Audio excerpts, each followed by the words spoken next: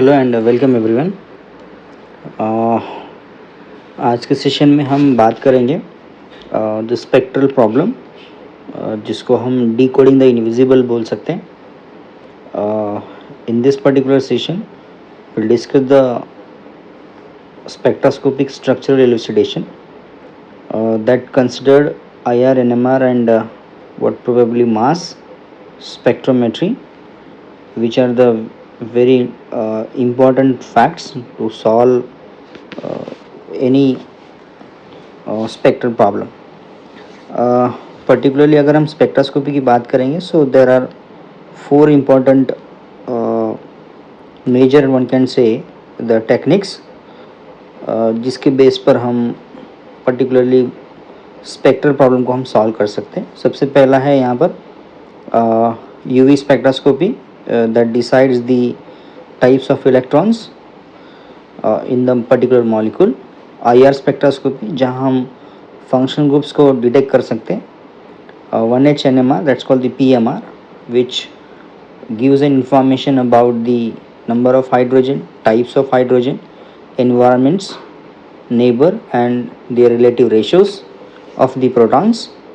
13C की अगर हम बात करेंगे तो ये पर्टिकुलरली कार्बन स्केलेटन को फाइंड आउट करता है कि आपके पर्टिकुलरली कंपाउंड के अंदर कैसे किस टाइप के कार्बन है और उनका इन्वायरमेंट क्या है, उनका हाइब्रिडाइजेशन क्या है। And at the last mass spectrometry that is very useful to determine the molecular weight by using the fragmentation pattern। In addition to that हमने सुना होगा ESR that's called the electron spin resonance spectroscopy, जो unpaired electron को find out करता है basically. ESR is specially अगर हम बात करेंगे तो ये वो टेक्निक है जिसे यूज़ किया जाता है to finding the unpaired electrons, जिसमें कुछ चीज़ें हैं जैसे ज़ीरो फील्ड स्प्लिटिंग है, क्रामर्स डीजेनरेसी है। ठीक है, ये आज के सेशन में हम इसको कंसिडर नहीं करेंगे, बट ये सर एक एप्लीकेशन है जो बायोलॉजिकल सिस्टम को बहुत ही इम्पोर्टेंट हो सकता है बेसिकली। एक तो हम जो लिविंग सिस्टम होते हैं उसके अंदर रहने वाला कॉपर कंटेनिंग मेटल एंजाइम्स है, आयरन कंटेनिंग मेटल एंजाइम्स है, जैसे हीमोग्लोबिन वगैरह जो है, तो इसको आइडेंटिफाई करने के लिए हम उसकी ऑक्सीडेशन स्टेट आइडेंटिफाई करने के लिए जनरली ESR का यूज़ किया जाता है। Okay, let's move on to our topic. Example अगर हम बात करेंगे तो आज का एग्जाम्पल है हमारा C10H9NO2। मॉलिक्यूल फार्मूला आपको दिया है जिसमें 10 कार्बन है, राइट, इस तरह का। और सबसे पहला आपका काम क्या होगा इसमें? सो जब भी हम कंबाइंड स्पेक्ट्रल प्रॉब्लम सॉल्व करते हैं तो सबसे पहले हमारी स्टेप होती है जिसको कहा जाता है find out the double bond equivalent. अब डबल बॉन्ड इक्विवेलेंट निकालने के लिए अलग अलग फार्मूलेज है, right. So based on that number of carbon, number of hydrogen, number of hetero atom, हम आसानी से जो है वो फार्मूला अप्लाई कर सकते हैं और उसके बेस के ऊपर हमको ये पता लगेगा कि इस पर्टिकुलर कंपाउंड के अंदर कितने अनसैचुरेशन प्रेजेंट है। सो फार्मूला आपके सामने है C-H/2 + N/2 + 1, या फिर C+1 - H/2, ये भी आप ले सकते हैं। और उसके हिसाब से जैसे इस पर्टिकुलर कंपाउंड के अंदर 7 आपके बेसिकली 7 अनसैचुरेशन एग्जांपल दिखा रहा है, तो 7 अगर है तो इसका मतलब या तो उसमें एक रिंग होगी और 6 डबल बॉन्ड होंगे, या फिर उसमें 7 के साथ जो है वो डबल बॉन्ड हो सकते हैं। सो इसमें एक इम्पॉर्टेंट चीज़ क्या दी है आपको, IR दिया हुआ है जिसकी फ्रीक्वेंसी है 2210 पर centimeter. And you know that 2210 is basically related with the triply bonded system, and 1680 means it is an conjugated carbonyl.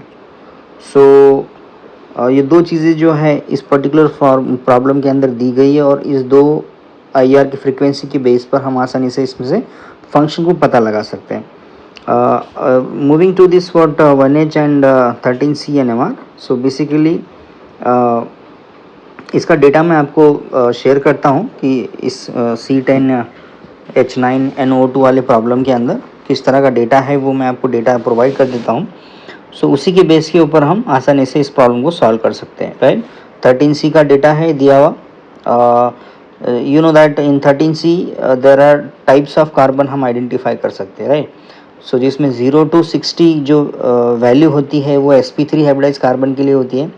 60 to 90 जो है ये sp के लिए होती है, और 90 ऑनवर्ड्स अगर हम बात करेंगे 140 तक, तो वहाँ आपका sp2 हाइब्रिडाइज कार्बन आता है। और 150 ऑनवर्ड्स अगर हम जाएंगे सो डेल ppm में, तो वो कार्बोनाइल्स को रिप्रेजेंट करता है। ना 1H NMR के अंदर भी हम देख सकते हैं कि यहाँ पर 7.1 डेल दिया हुआ है, सॉरी 1.4 ट्रिपलेट दिया है, means must be a CH3, और एक दिया है 4.4 क्वार्टेट दिया हुआ है, राइट। सो हम ये आइडेंटिफाई कर सकते हैं इसको। सो इफ़ वी कंबाइन, अगर हम मोटी मोटी बातें अगर हम बात करेंगे इसमें, तो एक IR का हमको पता है, 13C का पता है और 1H का पता है, तो based on that we can predict the structure. इसमें इथाइल ग्रुप प्रेजेंट है, एस्टर ग्रुप प्रेजेंट है, ओके, और आपका साइनाइडिक प्रेजेंट है। तो इस तरह से हम आसानी से NMR के प्रॉब्लम को या स्पेक्ट्रल प्रॉब्लम को सॉल्व कर सकते हैं। नेक्स्ट प्रॉब्लम की बात करेंगे। टारगेट है C5H7NO2, so only 5 carbon we have. पहली स्टेप जैसे पता है आपको कि डिग्री ऑफ अनसैचुरेशन आपको निकालना होता है। दूसरा डेटा दिया हुआ है आपका UV का, सो बेस्ड ऑन दैट हम बता सकते हैं कि ये कंपाउंड आपका सैचुरेटेड है या अनसैचुरेटेड है, दैट्स द इम्पॉर्टेंट थिंग। इसमें फंक्शन ग्रुप आपको फिर से दिया हुआ है। IR डेटा है 1750, means it should be ester. 2270 means it should be a cyanide, और 2950 means it is sp3 hybridise carbon, right. Fragmentation pattern में दिया हुआ है 113, 86, 60, 68 एंड 40। सो 113 जो है ये पेरेंट आयन है। इसमें से अगर हम 45 का डिडक्शन करते हैं तो आपको 68 का पिक मिलेगा, means loss of what, ethoxy group. And if you remove the 27 it will converts into what, the HCl now, okay. तो आप इस तरह से फ्रेगमेंटेशन कर सकते हैं। NMR की स्ट्रेटेजी क्या होती है इसके अंदर, कि आपको 13C में कितने पिक्स दिए हैं उतने टाइप्स के कार्बन होने चाहिए, 1H में कितने सिग्नल्स है उतने टाइप्स के आपके पास हाइड्रोजन होने चाहिए। रिमेंबर 3 हाइड्रोजन जनरली 2 टाइप्स के होते हैं। 3 हाइड्रोजन इफ़ कार्बोनिल को अटैच होगा CH3 तो उसकी वैल्यू जनरली 2 to 2.5 तक आती है, and if it is attach with the oxygen then it should be expected to be at the 3.9, okay. If you combine this thing, so you will get this type of the formula where 5 carbon we have, and 5 carbon के अंदर आपको 2 function group हैं। So basically इसमें unsaturation 3 आएंगे, right, and DB जिसकी हम बात करेंगे, और हम फ्रेगमेंटेशन की अगर हम बात करेंगे तो 68, 113 और 86 इस तरह का आपका पैटर्न रहेगा। Now the next problem is C5H6O3। So C5H6O3 है, IR दिया हुआ है, it is 2981 means sp3ch 1850 and 1758 per centimeter. Remember this very interesting peak now, 1850 और 1758, राइट। ये 2 इंपॉर्टेंट सिग्नल आपको दिए हैं IR के अंदर, that indicate that it must be a anhydride, right. You know that symmetric and asymmetric stage of the anhydride represent the value of 1850 and 1758। पहले तो DB निकालो इसका। DB आपको निकालने के बाद समझ में आएगा कि इसमें कितने अनसैचुरेशन हो सकते हैं। Remember 1 unsaturation equals to what, the 1 ring. So mass spectral दिया है, मास स्पेक्ट्रल डेटा दिया हुआ है आपको 114, 76, 73, 60 and 55। So based on that हम आसानी से उसको पता लगा सकते हैं कि आपका किस तरह का ये पर्टिकुलर कंपाउंड होगा। हाँ, रिमेंबर IR के अंदर अगर साइक्लिक कंपाउंड होगा, साइक्लिक कंपाउंड अगर होगा तो IR वाइब्रेशन फ्रीक्वेंसी हमेशा बढ़ती है, strain, that's called the strain, okay. Now see symmetry है इस पर्टिकुलर कंपाउंड की, यानी सिग्नल बहुत कम है तो इसका मतलब सिमेट्री है। सिर्फ NMR में 2 ही सिग्नल दिए हैं, एक है 2.43 और दूसरा है आपका 1.96, है ना, 2 ही है आपको दिए हुए। 13C में आपको 4 सिग्नल है total, 177, 33, 19 and 52, except 177 all are the saturated, ठीक है।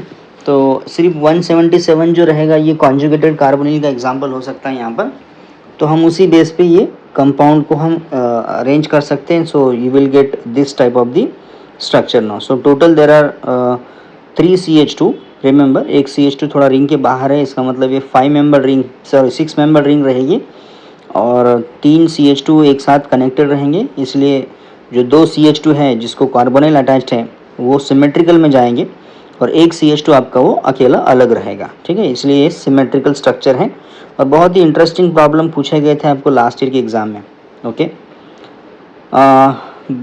बेस्ड ऑन दैट हम आइडेंटिफाई कर सकते हैं। NMR का एक बहुत इंटरेस्टिंग एप्लीकेशन है कि आपके पास लेबाइल प्रोटॉन है या नहीं है, means the proton when attached with any acidic function group और what any basic function group, that hydrogen can be replace by what the deuterium ना। एंड इफ अगर वो हाइड्रोजन रिप्लेस करते हैं हम, सो बिफोर दैट वो NMR में peak दिखाएगा, बट जैसे ड्यूटेरियम वहाँ पे शिफ्ट होगा, so then that peak will be completely disappear. इसको हम क्या बोल सकते हैं, इसको D2 एक्सचेंजेबल प्रोटॉन कहा जाता है इसको। और जहाँ ऐसे होगा ना, जहाँ D2 एक्सचेंजेबल प्रोटॉन लिखा जाता है, that means the molecule having what the hetero item containing hydrogen now, यानी कि आपका हाइड्रोजन किसी हेटेरो आइटम को अटैच्ड है। प्रॉब्लम है आपका C9H10O3। सो C9H10O3 में सबसे पहले तो आप उसका DB निकालो। IR दिया है यहाँ पर 3400 मीन्स मस्ट बी OH, और 1680 दिया है मीन्स मस्ट बी ए कॉन्जुगेटेड कार्बोनाइल।